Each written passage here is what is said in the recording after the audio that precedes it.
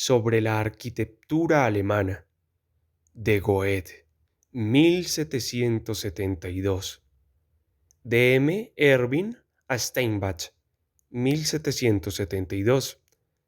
Cuando deambulaba junto a tu sepultura, honorable Erwin, y buscaba la lápida en la que debiera figurar Anot Domini 1318, 16, Cal, febrero, Orbit Magister Erwinus, Gubernator Fabricae Ecclesiae Argentinensis, y no la encontraba. Ninguno de tus paisanos me la pudo mostrar para que yo pudiera verter sobre ella mi admiración por ti.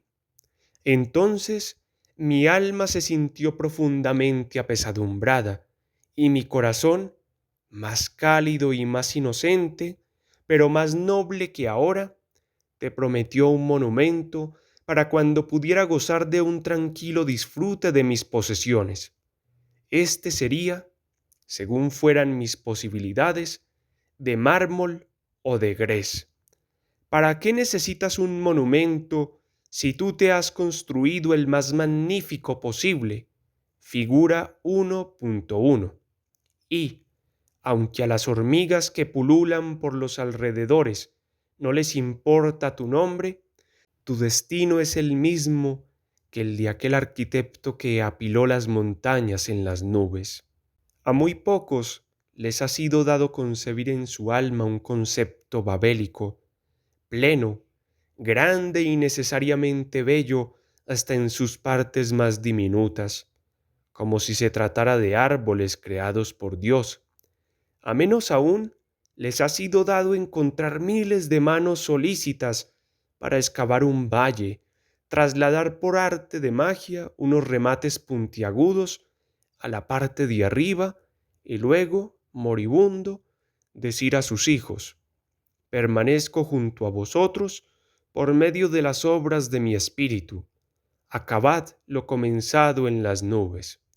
¿Para qué necesitas un monumento y además mandado erigir por mí? Que la plebe pronuncie nombres sagrados es superstición o blasfemia. La persona de gusto pobre se quedará eternamente mareada ante tu coloso, y las almas plenas te reconocerán sin el intermedio de un intérprete. Entonces, hombre perfecto, antes de que me aventure con mi recompuesto barquichuelo a navegar de nuevo por el océano, con mayor probabilidad de toparme con la muerte que con la ganancia, veo este bosque en el que reverdecen los nombres de mis personas queridas. Grabo el tuyo en una empinada, haya igual de esbelta que tu torre, y además dejo prendido de sus cuatro extremos este pañuelo con ofrendas. Este no es diferente a aquel manto con el que el santo apóstol fue bajado de las nubes. Está lleno de animales puros e impuros, y hojas, también de hierba seca y musgo, y de setas que echaron tallo en una noche. Todo esto, que he recolectado como si fuera un botánico durante un paseo que di por distraerme por aquí y por allá, lo consagro en tu honor a la putrefacción. Es para un gusto mezquino, dice el italiano, pasando de largo.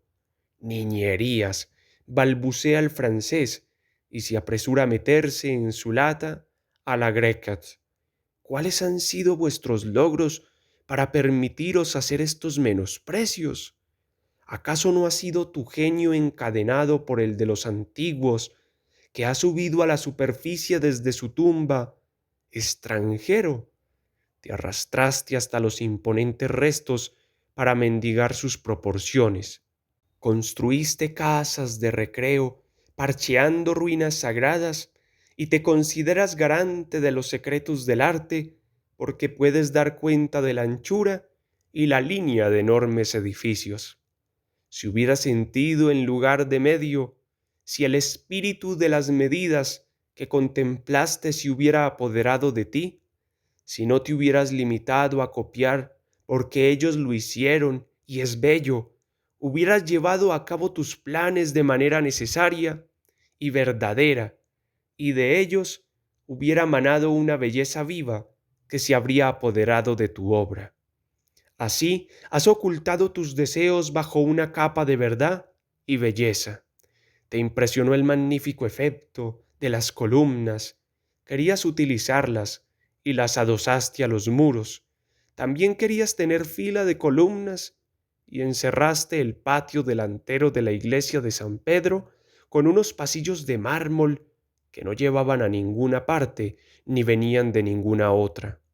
Como la madre naturaleza desprecia y odia lo impropio y lo innecesario, llevó a tu plebe a prostituir su magnificencia, convirtiéndolos en cloacas públicas, para que apartéis los ojos y os tengáis que tapar las narices ante la maravilla del mundo. Todo sigue su curso. La fantasía del artista se pone al servicio del capricho del rico. El escritor de libros de viajes se queda embobado con las descripciones y nuestros bellos espíritus, llamados filósofos, siguen componiendo hasta el día de hoy, a partir de cuentos protoplásticos, los principios y la historia del arte. Y, a todo esto, el mal genio sigue matando a los hombres auténticos en la antesala del santuario. Para el genio son más dañinos los principios que los ejemplos. Ante él, ciertos individuos pueden haber trabajado partes aisladas. Él es el primero a partir de cuya alma las partes aparecen unidas en una totalidad eterna. Pero la escuela y el principio encadena toda la fuerza del conocimiento y la acción. Yo te preguntaría a ti, erudito francés de nuevo cuño y filosofizante, ¿qué valor puede entrañar para nosotros que el primer ser humano que tuvo que ser ingenioso por necesidad hincara en el suelo 4 troncos, los uniera mediante 4 travesaños y los cubriera por arriba con ramas y musgo? De esa forma, decides qué es lo propio de nuestras pretensiones de hoy en día, como si quisieras gobernar tu nueva Babilonia con una sencillez patriarcal. Y además, es incorrecto que tu cabaña sea la primera que hubo, una con 2 travesaños que se cruzan por delante, 2 detrás y un travesaño situado arriba, y a modo de remate, al igual que diariamente puedes reconocer en las cabañas de los campos y de los viñedos, es y sigue siendo un invento mucho más primogenio, del que ni una sola vez podrías abstraer principios para tus posilgas. De esta manera, ninguna de tus conclusiones puede remontarse a la región de la verdad. Todas ellas flotan en la atmósfera de tu sistema. Nos pretendes enseñar lo que debemos utilizar, porque aquello que utilizamos no puede ser justificado por tus principios. La columna te interesaba mucho y en otras regiones del mundo serías profeta. Tú dices que la columna es el primer componente esencial del edificio y el más bello. Qué sublime elegancia de la forma, qué pura y variada belleza cuando están en fila. Por ello, cuidaos de utilizarla de manera inapropiada, su naturaleza le pide estar libre. Ay del mísero que ha adosado su delgado talle a los vastos muros. Y sin embargo me parece, mi querido abad, que la repetición de esta impropiedad de incorporar las columnas al muro es muy frecuente. Incluso los modernos completaban las columnas internas con muros. Esto te podría haber hecho reflexionar de alguna manera. Si tus oídos no hubieran estado sordos para esta verdad, estas piedras te la habrían revelado. La columna no es en absoluto un componente de nuestras viviendas. Por el contrario, contradice más bien al ser de todos nuestros edificios. Nuestras casas no se erigen a partir de 4 columnas en 4 esquinas, sino a partir de 4 muros en 4 lados, que en lugar de ser todos de columnas, excluyen su presencia y allá donde las pongáis serán una sobrecarga superflua. Esto mismo se aplica a nuestros palacios e iglesias, exceptuando unos pocos casos a los que no tengo por qué atender. Vuestros edificios presentan superficies que cuanto más ampliamente se extienden y con más audacia se remontan hasta el cielo, con más insoportable uniformidad oprimen al alma. ¡Ay! Si no hubiera venido en nuestra ayuda el genio de Erwin von Steinbach, él le dio variedad al enorme muro que querías hacer llegar al cielo, para que se extendiera como un muy sublime árbol de Dios, un árbol enormemente ancho, que con miles de ramas y millones de ramitas y hojas, tantas como los granos de arena que hay junto al mar, anuncia la magnificencia de su Maestro, el Señor. La primera vez que fui a la catedral, tenía la cabeza llena de un conocimiento general acerca del buen gusto. De oídas, admiraba la armonía de las medidas, la pureza de las formas. Era un enemigo declarado de la confusa arbitrariedad de los ornamentos góticos.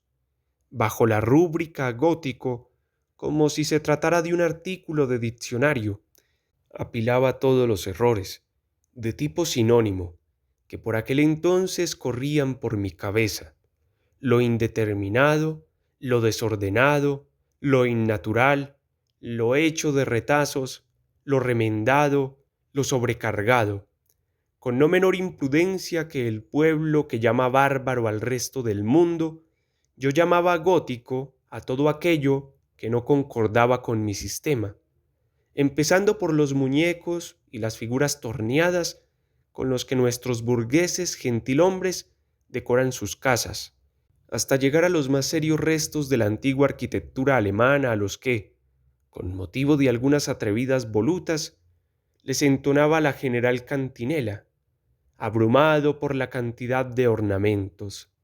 Por eso sentía espanto al encaminarme a ver un monstruo deforme y de vello erizado como aquel. Qué sensación más inesperada me produjo la visión cuando se presentó ante mí. Una impresión plena y grande llenó mi alma. Yo quería degustarla y disfrutarla, porque procedía de miles de particularidades armónicas, pero de ninguna manera podía conocerla ni explicarla. Dicen que cuenta con el beneplácito del cielo, y cuántas veces he regresado para disfrutar de esa alegría celestial y terrenal a la vez, y así abrazar el enorme espíritu de nuestros antiguos hermanos en sus obras. Cuántas veces he vuelto para ver desde todos los lados, desde todas las distancias y a todas las luces del día, su dignidad y su magnificencia. Le resulta difícil al espíritu humano reconocer que la obra de su hermano es tan sublime que tan solo puede inclinarse ante ella y rezar. Cuántas veces la luz del crepúsculo, con una amable serenidad, ha aliviado mi ojo agotado de tanto observar con atención. Esta luz hacía que las innumerables partes se fundieran en las dimensiones y aparecieran solo estas simples y grandes, y me hicieran sentir el arrebatador impulso de disfrutarlas y conocerlas. Entonces se me revelaba con ligeros reproches el genio del gran maestro de obras. «¿Qué miras tan atónito?», me susurraba. «Todas estas medidas eran necesarias, y no las ves en todas las demás iglesias antiguas de nuestra ciudad. Solo que yo he elevado sus medidas arbitrarias a una relación concordante. ¿Ves cómo sobre la entrada principal, que domina los dos pequeños laterales, se abre al amplio círculo de la ventana al que responde la nave de la iglesia? De no ser así, esta ventana solo sería una claraboya. ¿Ves a qué altura lleva el campanario sus pequeñas ventanas? Todo esto era necesario y yo lo dibujé, pero, si pudiera estar suspendido por las oscuras y elevadas hendiduras que allí parecen estar vacías y en vano. En su audaz y delgada figura, he ocultado la fuerza secreta con la que debían remontar a las dos torres a un alto punto en el aire. De estas torres solo hay una, melancólica, sin el adorno principal de 5 torretas que yo concebí para ella. Y, de esta manera, esta y su regia hermana hubieran podido recibir el homenaje de las provincias que las rodeaban. Así se despidió de mí, y yo me hundí en una tristeza digna de compasión, hasta que los pájaros de la mañana, que viven en sus numerosas aberturas, recibieron con júbilo al sol y me despertaron de mi letargo. Con qué viveza volvió a brillar frente a mí, envuelta por el aire de la mañana, con qué alegría pude extender mis brazos hacia ella, al ver las grandes dimensiones convertidas en innumerables pequeñas partes, como en las obras de la eterna naturaleza. Hasta la más minúscula nervadura todo es forma, y todo tiene como fin la totalidad. Qué ligeramente se eleva en el aire el bien cimentado y enorme edificio, qué bien ejecutado está todo y, al mismo tiempo, qué eterno es.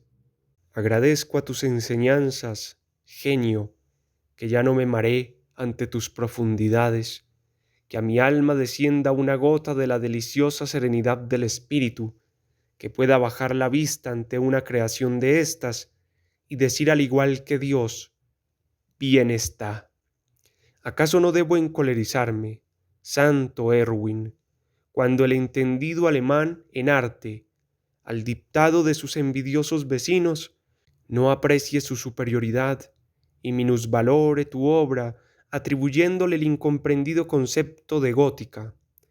Él tendrá que agradecerle a Dios y proclamar: esto es arquitectura alemana, nuestra arquitectura, esa de la que el italiano no puede jactarse, ni mucho menos el francés. Y si tú mismo no quieres reconocer esta superioridad, esto sería tanto como suponer que los godos ya habían hecho edificios de este tipo, lo cual es difícil de sostener. Y, en definitiva, si tú no pruebas que existió un Homero antes de Homero, te dejamos que sigas haciendo la historia de los pequeños intentos logrados y fracasados, mientras nosotros nos situaremos con veneración ante la obra del maestro que por primera vez logró reunir los elementos dispersos en una totalidad viva. Y tú, querido hermano en el espíritu de la búsqueda de la verdad y la belleza, desoye todas las palabras altisonantes acerca de las artes plásticas. Ven, disfruta y mira. Cuídate de restarle honores al nombre de tu más noble artista y apresúrate a ver su obra perfecta. Si te produce una impresión desagradable o no te produce ninguna, entonces, adiós, manda enganchar tus caballos y vete a París. Pero yo me siento unido a ti, querido joven, que permaneces conmovido y no puedes conciliar las contradicciones que se debaten en tu alma. Tan pronto sientes el poder irresistible de la gran totalidad como piensas que deliro, porque veo belleza allá donde tú solo ves fortaleza y rudeza. No permitas que un malentendido nos separe. No dejes que la teoría del nuevo culto a la supuesta belleza te afemine y te haga no soportar lo áspero y significativo. No dejes que en última instancia tu enfermiza sensibilidad solo pueda soportar lo terso e irrelevante. Os quieren hacer creer que las bellas artes han nacido de la propensión que debemos tener a embellecer las cosas que nos rodean. Eso no es cierto, pues en el sentido en el que esto pudiera ser verdadero, las palabras las diría un hombre de la calle o un artesano, pero no un filósofo. El arte fue mucho antes plástico que bello y se hizo un arte verdadero y grande, a menudo más verdadero y más grande que el bello, pues en el hombre hay una naturaleza plástica que se manifiesta cuando su existencia ha quedado asegurada. Tan pronto como no tiene nada de lo que preocuparse, ni por lo que temer, El semidios, poderoso en su descanso, busca materia para exhalar sobre ella su espíritu, y así el salvaje pinta con audaces trazos, figuras horribles y colores chillones con cocos, sus plumas y sus cuerpos, aunque estas formas de expresión plástica consisten en las formas más arbitrarias y no guardan proporción entre sus partes, están dotadas de unidad, pues la sensibilidad las convierte en una totalidad característica. Este arte característico es pues el único verdadero, cuando actúe con una sensación interna, única, propia e independiente, y se mantenga despreocupado e inconsciente de todo lo extraño, ya nazca de la aspereza salvaje o de la refinada sensibilidad, es pleno y está vivo. Por eso podéis ver en las naciones y los hombres individuales innumerables grados. En algunos de ellos el alma se eleva hacia el sentimiento de las proporciones que son exclusivamente bellas y para la eternidad. De esta eternidad solo pueden comprobarse sus principales acordes, pero sus misterios solo pueden presentirse. En estos misterios el genio similar a Dios se debate danzando la música del alma.